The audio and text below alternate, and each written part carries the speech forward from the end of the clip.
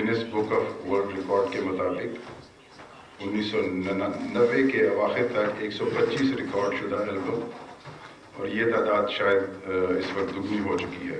हज़ारों की तादाद में कॉन्सर्ट्स, यूट्यूब पर हज़ारों की तादाद में वीडियो, जिनमें कुछ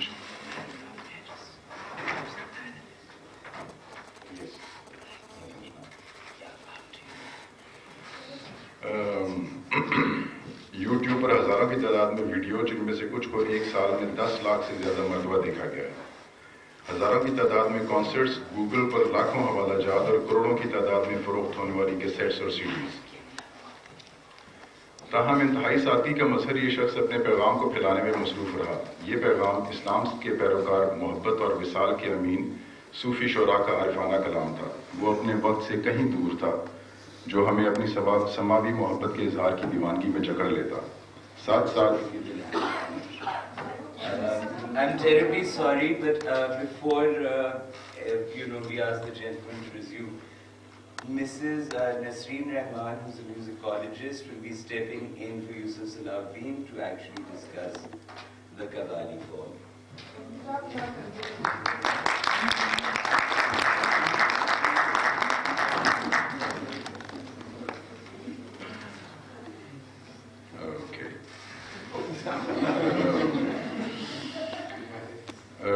ये पैगाम इस्लाम के पैरोकार, मोहब्बत और विसाल के अमीन सूफ़ी शोरा का आरिफाना कलाम था। वो अपने वक्त से कहीं दूर था, जो हमें अपनी समावी मोहब्बत के इजहार की दीवानगी में जकड़ लेता था।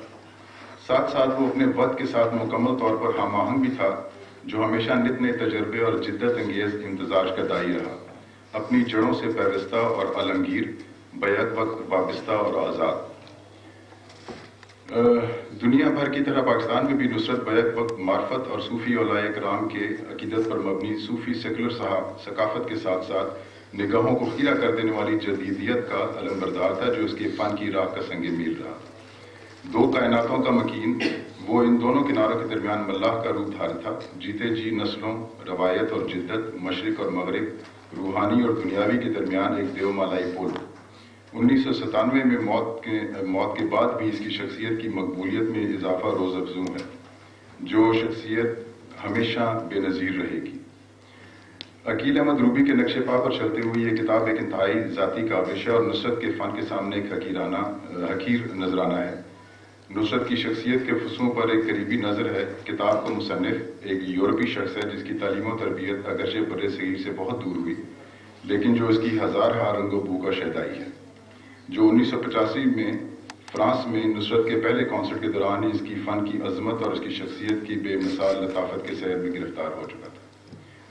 This was the preface of this, I would term, an absolutely personal account of a universal person, a great person, from somebody who actually has nothing to do with, should have nothing to do with this absolutely internal and this absolutely spiritual aspect of Pakistani religion, of Pakistani culture. You woke up very early from Faisalabad. Thanks to be here, Bashir Sahab. Well, Ustad Dildar Hussain is here.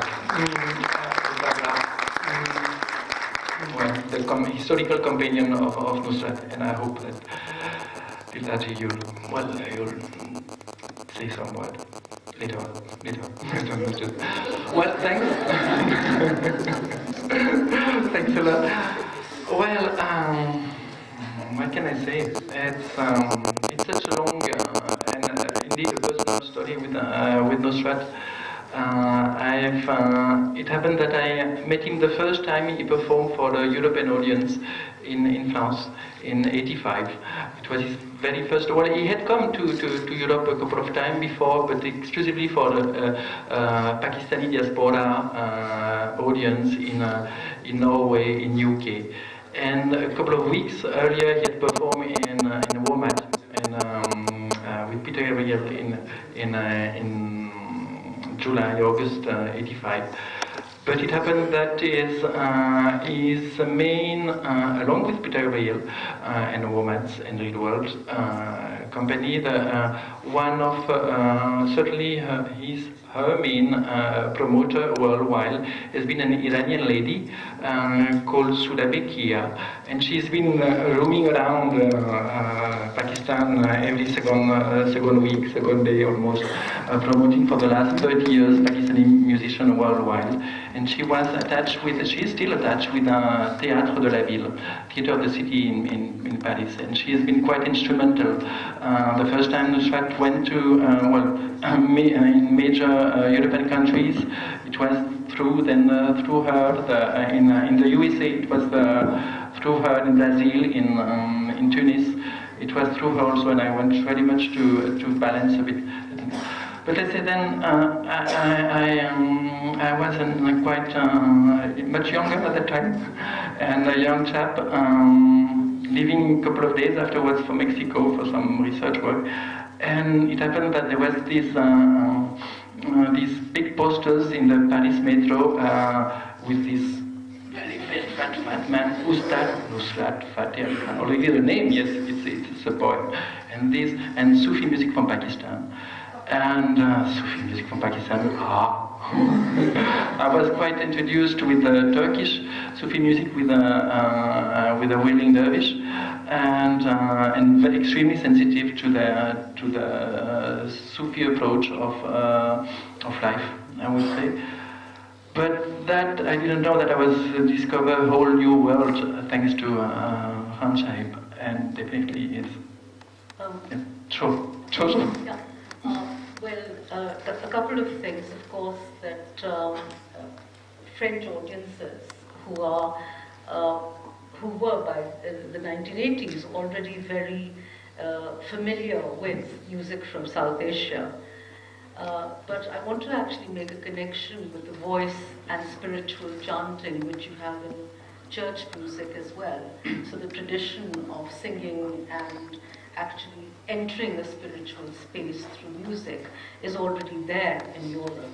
So did you, when you were hearing Nusrat Fateh say for the first time, were you at all coming from a space of music where you were familiar with chanting and spiritual music, or did you come to it from, I'm interested in the direction as a musician and a person who was studying music, how you actually entered that space of Pakistani spiritual music. And I would also like to say, I think, that part of the appeal of somebody like Nusrat Fateh across the world is because music has the unique ability to transcend borders and boundaries. It is actually, perhaps, like painting, a truly universal language.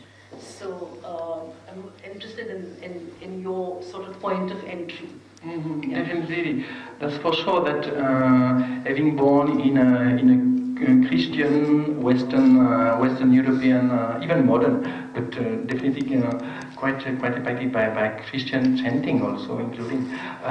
Then I had a certain sensitiveness, but let's say I had a lay sensitiveness. I was not at all expert in no way in this sacred music chanting, and. It was clear that through the family, through the friends, and personal also, well, the sensitiveness, I was let's say, sensitized audience to Christian, to Jewish, to Muslim. Well, at least what I knew from that time, and.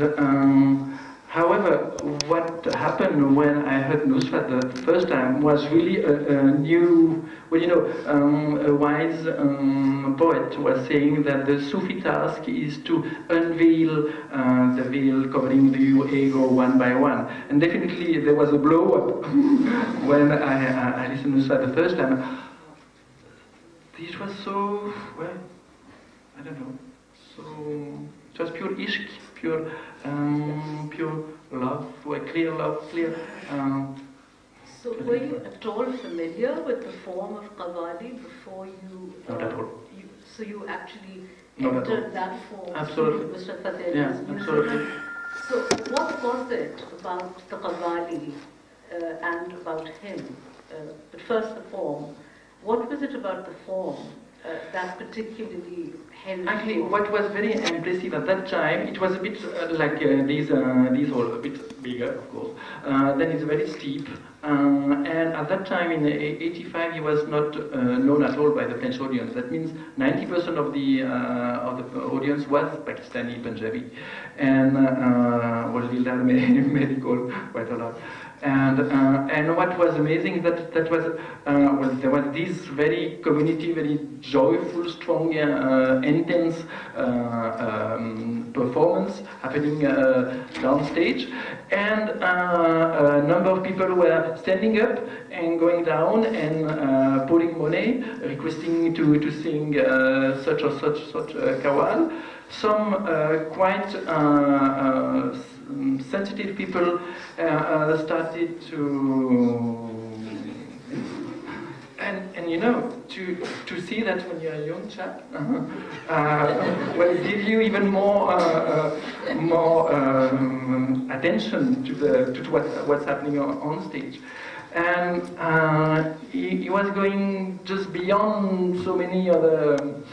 So, did you want to know what was it that was transporting these people into that ecstasy? Of course. Afterwards, it was quite a question. Afterwards, I was a groovy, actually. I followed him everywhere where I was able to come. And it's how we met personally, finally, because it was, we decided with a friend of mine who was as crazy as me with Nusrat to follow him during all his French tour. And we just happened to meet on a small, on a platform of a railway station. He was going to an old abbey, and for performing, we were going there also. And as at that time, I had also spent some almost years in the subcontinent as volunteers, doing some community work in India, in Bangladesh, in Nepal. Then had some certain connection, let's say, with South Asian culture, and then that's happened. Okay, that's strong. So let's go back into the music. So I think it's good to, if you could describe something more about the music and about the Qawwali form. And you talked about spiritualism and passion. And of course, the Qawwali performance, as all of you must know, but I think I want to draw you into that, is it actually mirrors a wedding performance. It's the union of the earthly beloved with the divine, and that's the path, and that's what the Sufi is seeking, and that's what happens in a Qawwali performance. So if you could talk a little bit about well, that. Actually, definitely. With reference to Nusrat Fateh. Sure. Yeah. Definitely, what was happening in these type of performances. Actually, I've been afterwards organizing his tours a bit worldwide. Then it was definitely a performative situation, like actually it's here also, but with an audience which apart the very first time and apart specific concert for the diaspora was with an audience which was quite lay and not introduced to Qawwali. However, well then Nusrat was always requesting to the stage to be lighted, but also the hall to be lighted in dim light, in order he was able to connect with the people, and that was very important for him to be in situation to support, to lead, to guide maybe one or two only in the assistance, but just watching the person and feeling that person, this person would be. And then, in an audience, when you feel that he's, well, the lead singer is watching one of us, one of the audience, you feel very much concerned, and you're more attracted. And afterwards, it's in a number of situations we're trying to give either a short verbal introduction or through a handwritten program the people who were the early seaters actually were able to read, introducing a bit the person and well the style, the purpose of the music, and in case of Western attendance, Nusrat was trying very much to, first of all, to follow in the traditional situations. Afterwards, there was a number of fusion situations that I was less involved in. But then he was quite often starting by the call, then the hamd. For instance, a lot of his performance started by Alain, hamd, then nad, then mankabat.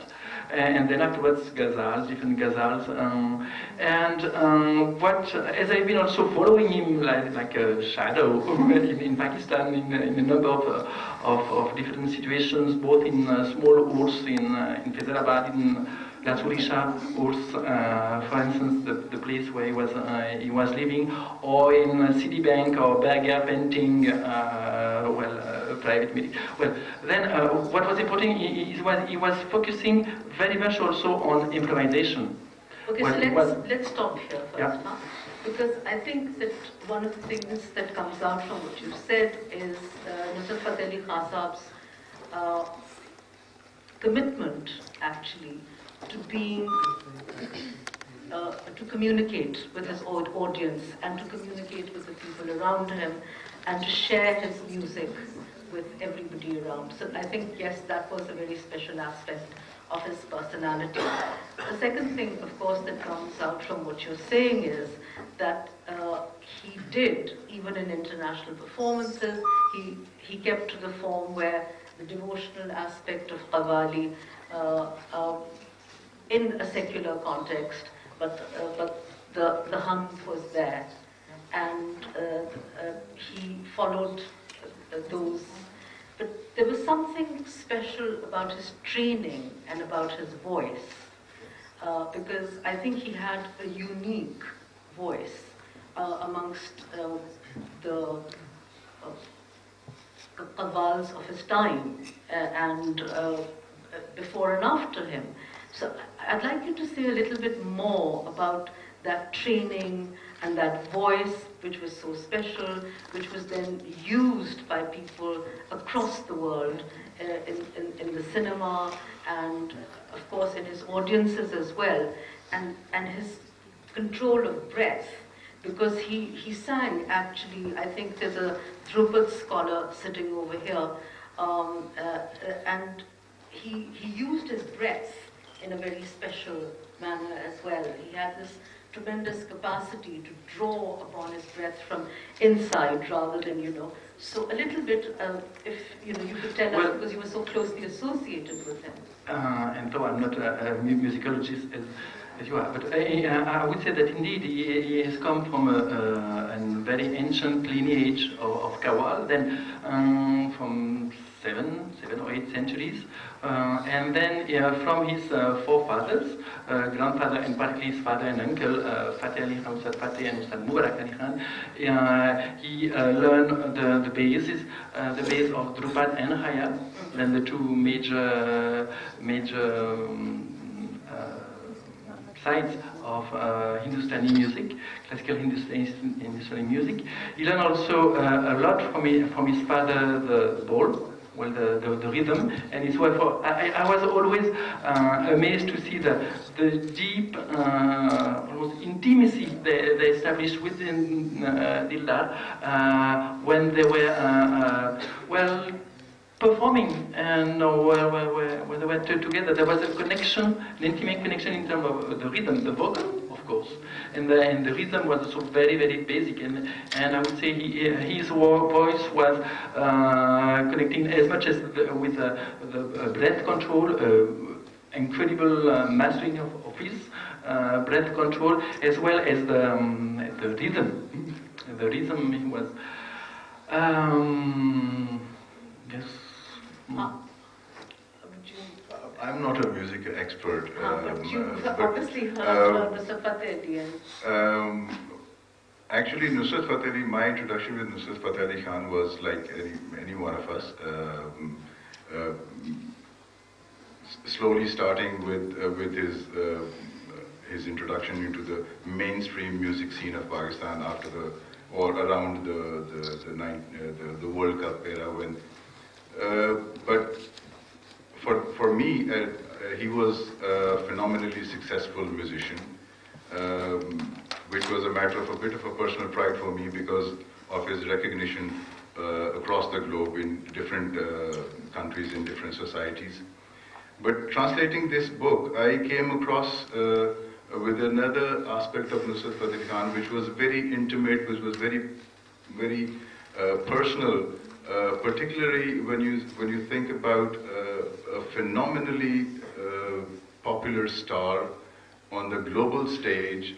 But there are anecdotes, very small anecdotes about, or incidents about this person who was an introvert and an extrovert on the same level. He was a star and a very innocent, very innocent person in himself. And then there was this immense amount of dedication, of hard work that he put into his work, and which went on right until his untimely death. So for me, this was a second introduction to Nusrat Fateh Khan, this book. And then I would specifically, I've translated a lot of French masters into Urdu language, but this for me was probably one of the more difficult ones, for the simple reason that this man is crazier than he seems. Because this book, it was so difficult to concentrate, to capture, to understand, and then to put it into Urdu. His childlike fantasy, his childlike affection, his dedication. It's like a small teenage girl and Miley Cyrus.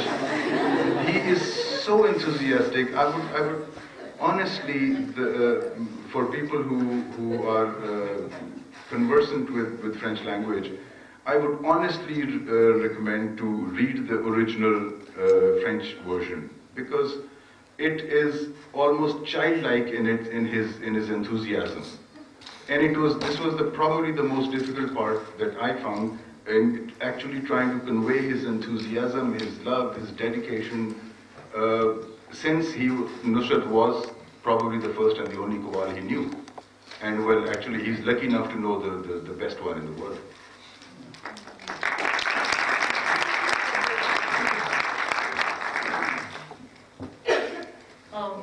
Right, so I think that this is now about you as a devotee, a fan, and again, we go back to this act of devotion and the act of the links that can be made through music, and how you can actually transcend difference through music. And did you ever get to learn any of the languages that Khan Sahib was performing in? How did you communicate with him? Well, definitely, I have to say that my mastering of Urdu is still extremely weak. And well, the point was that they were talking in Punjabi. Yeah. And then, well, it's sometimes Punjabi, sometimes in Urdu. When afterwards I've been quite a lot involved with Sindhi. I did a postdoc in Sindh with the Shajo Ragi Fakirs, talking Sindhi, Zarsanga, well, the Balut singing. Well, okay, but it's not an excuse. No, but I mean, the fact not to understand the literal meaning at once of the language give you a certain liberty, modern liberty of interpretation. And definitely, I'm not, from my childhood, I'm not a Punjabi devotee of the audience of the dargahs. From my family, I never been in this type of atmosphere. However, I would say it's in terms of soundings, sounds. It happened that well, Nusrat and open really doors, inner doors of perception, inner doors of connection, more of connection more than perception even. No, I think that came through quite well when you were first talking about meeting him, yeah. and the unveiling as well. Yeah. Of perception and emotion. But I was talking at a much more base level in your day-to-day, because you were obviously following him and hanging around him, and yeah. So how did you speak to him? Well, a lot of ways to communicate. Definitely, my basic Urdu was enough for some. Because he was a great communicator. So tell us a little bit about how afterwards, a lot of things was through the non-verbal communication. A lot, of course, when we had to manage rehearsal timing, schedule. Oh, that's you late. Well, okay. Then we managed to understand each other, and there was the manager. But more deeply in connection with him. A lot of things. I would appreciate Dilda to say something if you feel so. If it doesn't, a lot of in these intercultural connection, I would say exchanges, vibrant connection. Actually, the most important is not through the words.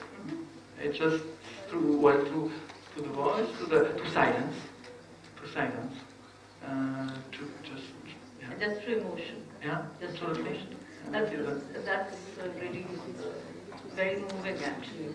And where were you at the time when Khan Saab was in London and he actually... I was working at that time in an NGO in southern France on a beach. I was doing some information work there.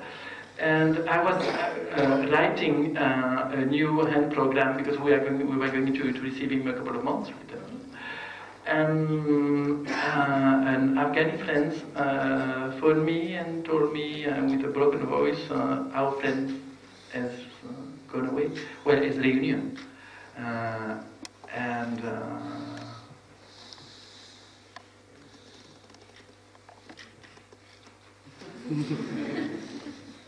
Yes, I was in London and I heard that Madam Noor Jahan was in town.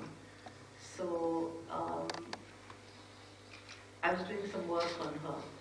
So I actually called her and I said, I'm very upset you're in town and you've been here for a month and you haven't got in touch and I didn't know. And she said, I'm really sorry, yes, and I was doing this, that and the other. But actually, today I'm really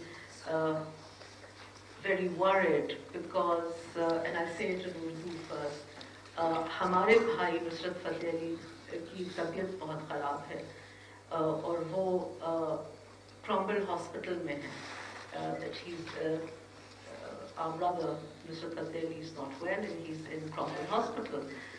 So I don't live very far from Cromwell Hospital, and I just immediately, stopped whatever I was doing, and I just got into the underground and went to see him.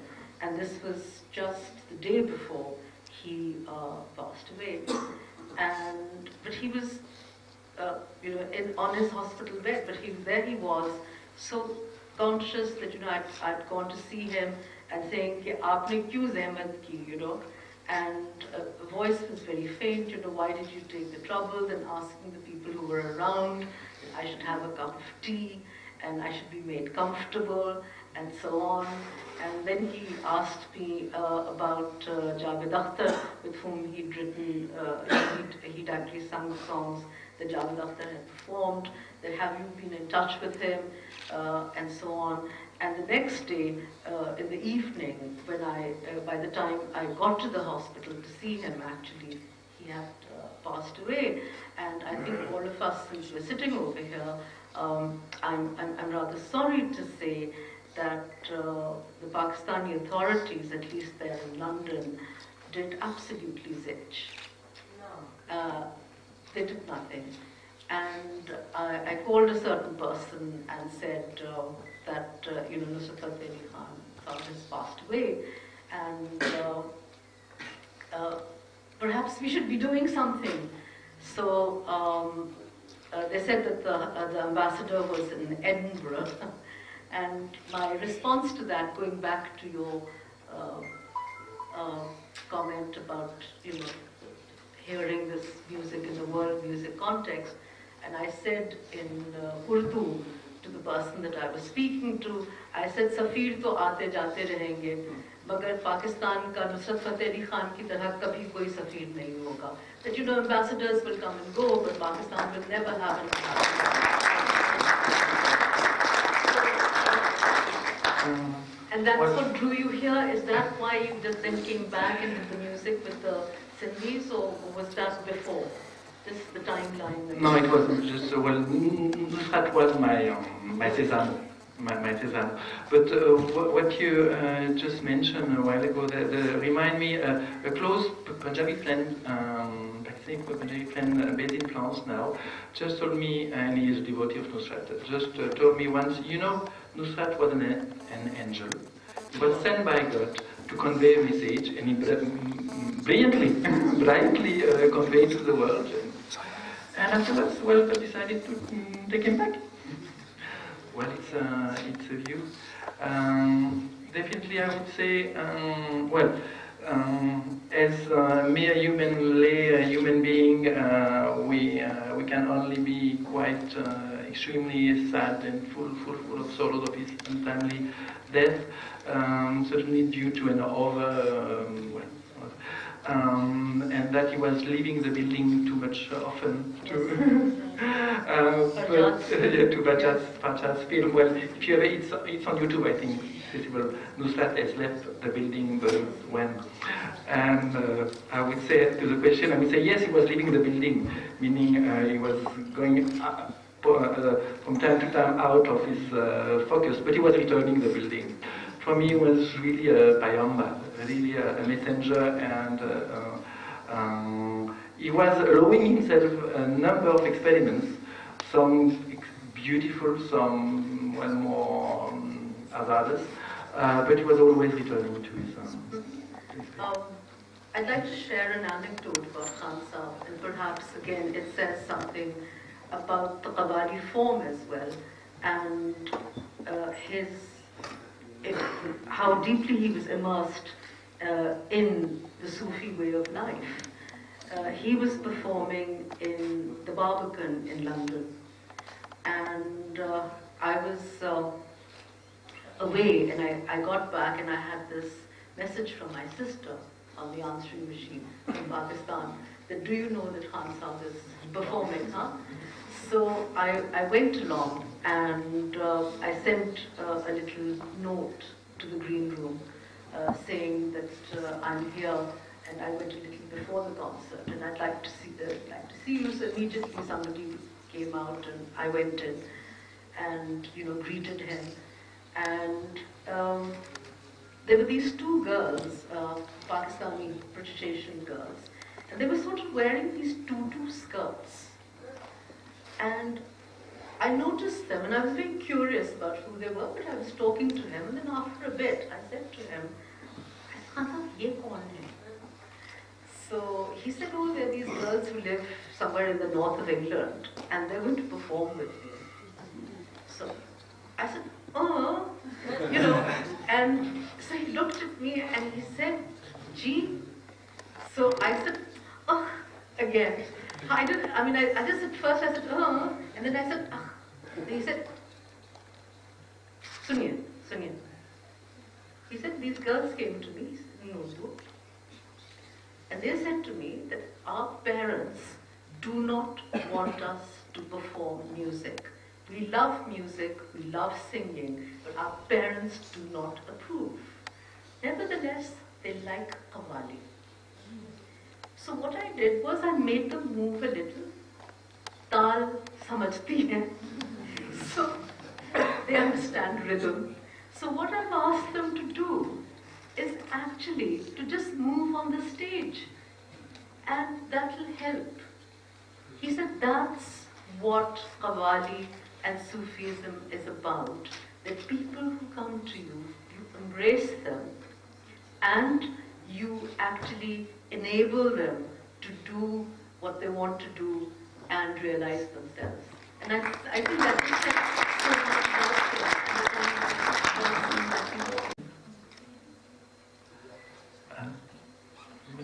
do you want to, after she tell you?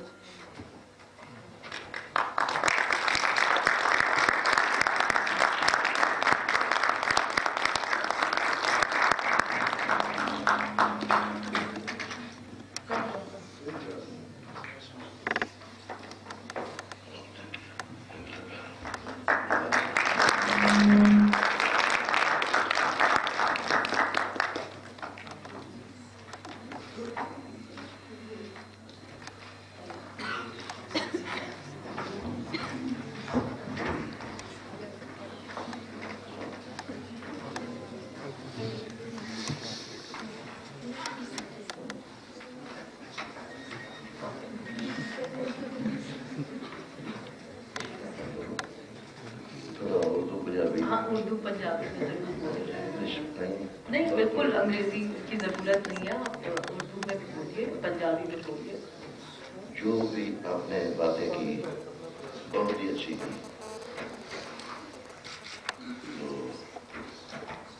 Khan صاحب بہت بڑے مہان اور بڑے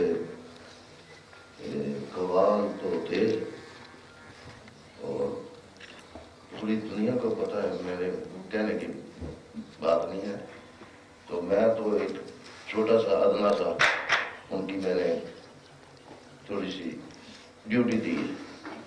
تو thank you very much. ان پیرو مجھے انہوں نے بلایا.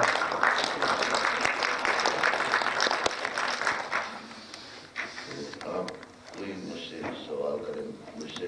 آپ نے ہاں آپ کا خان صاحب کے ساتھ کس طرح کا رشتہ تھا, کس طرح آپ نے ان کے ساتھ بیٹھنا شروع کیا. I'm asking him how he actually started learning from Khan Sahib. And میں تھوڑا بچہ ہی تھا, 10-12 سال کا. a child of 10 to 12 years old. تو فرسٹ ٹائم میں فیصل آباد میں مجھے بلایا. میری پہلی دفعہ میں نے گاؤں تھا, اس میں مجھے بلایا تو بہت مجھے پسند کیا, بہت اچھے. میں بچہ تھا, مجھے اتنا تو میں ڈرتا تھا. مگر آپ کو کیوں بلایا؟ بس ان کی مہربانی سمجھ لیں, یا کوئی اللہ کی طرف سے, جیسے کوئی جین جس کے ساتھ ہونا ہوتا ہے کوئی کام یا کوئی.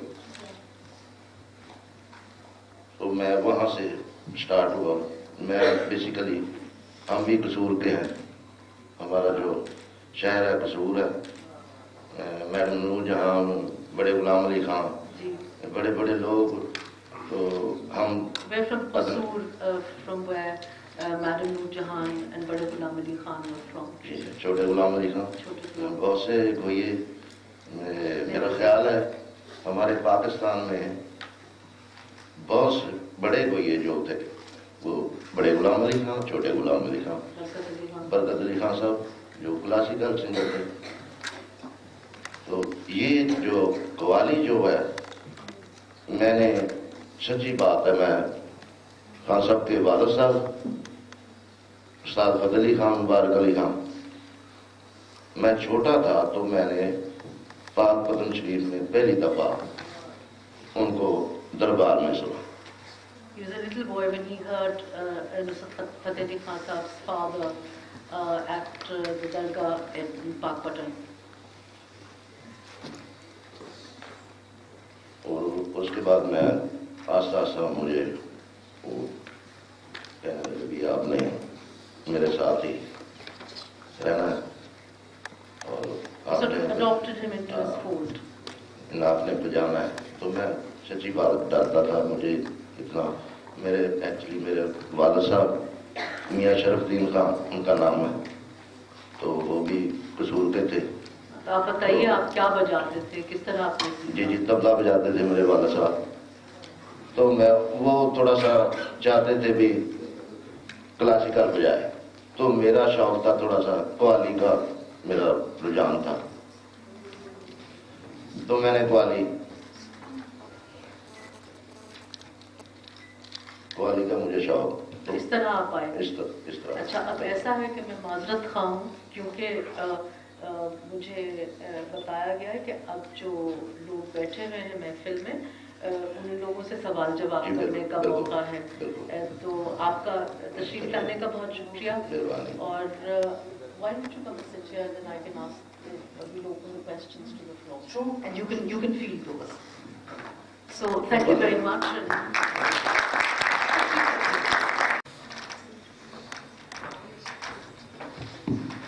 Yes, I was just wondering, when you were touring with Khan Sahab and spending a lot of time with him,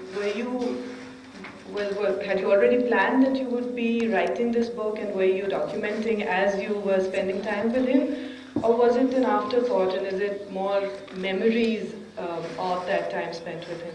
Well, the book in itself was much later. It was ordered to me in 2006 or 7, in the starting of a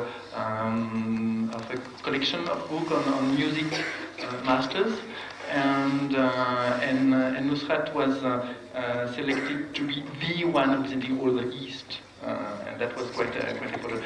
But already at the time, I was organizing his tours, managing his tours. He has been always an enigma. And then, and as an academic researcher, I wanted to, of course, to try to get into this enigma. And then I was coming quite often here also to interview people, to feel, to observe first, to observe the horse, observe him performing. Well, I've been, till I can say that I've been in dozens of different places with them, following them. And afterwards doing some academic research. And little by little I started by writing a couple of pages, 10 page, 50 page, research articles and journalist articles. And yeah, it came, but the enigma is still here. I'm from New Delhi, a musician from New Delhi, here. Okay. Right here. Yes. And it's been great connecting with you right here. And I can quite understand, it's like the guru. He was the guru for you, like the guru shishya parampara we have in musicians. I would just like to understand from you that what he meant to you. And today, do you connect any of his elements to any of the contemporary musicians, singers, Sufi poets which they sing today? Anybody you connect, or any element you find of Nusrat Sahab's with today's contemporary musician? Well, intensity I've ever felt, and I still feel, I'm still burnt by his voice, blazing voice. Well, I would say no. Oh. However, it's clear that now I'm into the music promotion work also, because the academic research is not really doesn't feed you a lot.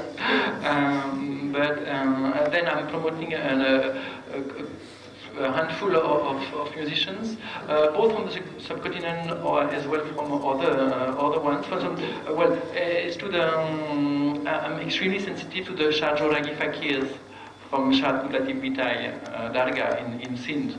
Okay. I invited them in the Konya Mystic Festival, for instance. Yes. I'm connected with, let's say, a certain set of festival or venues which allow me to propose, and definitely, at completely other level, the same, other origin. For instance, with a Quechua Aymara Bolivian singer called Luzmila Carpio. But what back to Nusrat's more, I would say what strikes me is the liveliness of Nusrat now, and both in Pakistan, in the diaspora, here we are in Qawwali group from California, just introduced by Hilala. I would say it's just amazing how Nusrat is a huge lineage. Yes. I cannot say, and I will not say, he has one successor. That's right. So there are many different Rabi Shagil, Arib, Junoon, at very different levels. Balisagu. Okay, so you have your... Actually, a lot of have been quite influenced by his style, of course, but also his spirit. His spirit, and that yes. it's Thank you. I have many more questions, but I'll connect with you after the session. And just for information, the English version, updated version of the book will be released by HarperCollins in Delhi in September. Oh, fantastic. So we'll be there. Thank you. Including your comments, because now you know that the next 2-3 weeks and 2-3 months will be very essential for me to receive all the messages. Yes. Thank you. For this entire audience in Lahore and Faisalabad in Pakistan, I thank you for doing all But this. am I surprised? I think it's easier maybe for an outsider to be able to talk. Well, definitely there was Akil Rubi Shahab, first biographical attempt in the early 90s. But afterwards, I'm myself quite surprised. But I do hope they will have a number of other. I talk about my Nusrat.